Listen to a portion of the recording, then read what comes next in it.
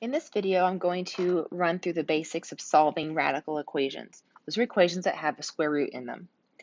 So here's the general outline of steps. First, you're going to isolate the radical, get the square root by itself. Next, you'll square both sides.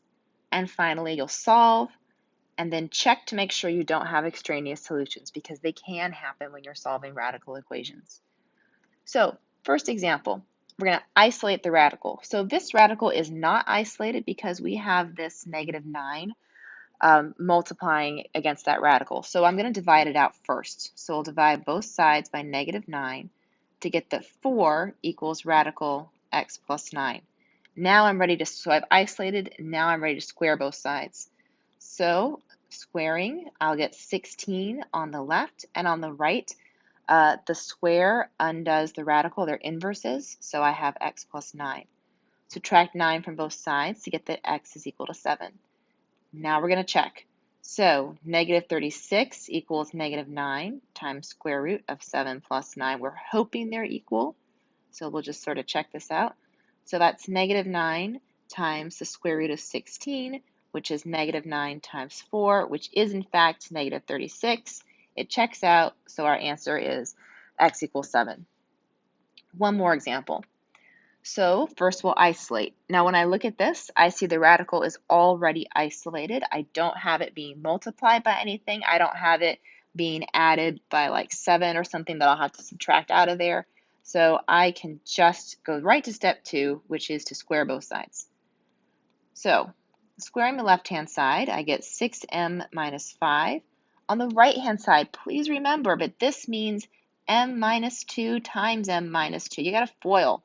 So that's m squared minus 4m plus 4. That's quadratic. So to solve, I'm going to get 0 on one side. So I'll get 0 on the left. So it's still m squared. When I subtract 6m from both sides, that's going to be minus 10m. I'll add 5 to both sides to get plus 9. So I have a diamond problem. I've got to multiply to 9 and add to -10. Looks like -9 and -1 will fit the bill. So this becomes m minus 9 times m minus 1, which makes it seem that my two solutions are m equals 9 and m equals 1.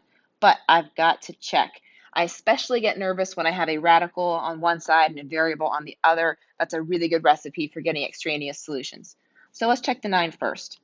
So we're going to plug in radical 6 times 9 minus 5 and see if that's going to be equal to 9 minus 2. So on the right, that's definitely 7. On the left here, I'll have, let's see, 54 minus 5, which is radical 49, which is 7. So that one checks out. Then I'm going to check 1. So it's radical 6 times 1 minus 5. Let's see if that's equal to 1 minus 2. On the right, that's -1. That should be a big red flag right now because I know my radical cannot come out to be negative. But just to prove the point, that's going to be radical 6 minus 5, which is radical 1. And 1 does not equal -1 if we're dealing with real numbers here. So we know that this one is extraneous, so our only solution is m equals 9.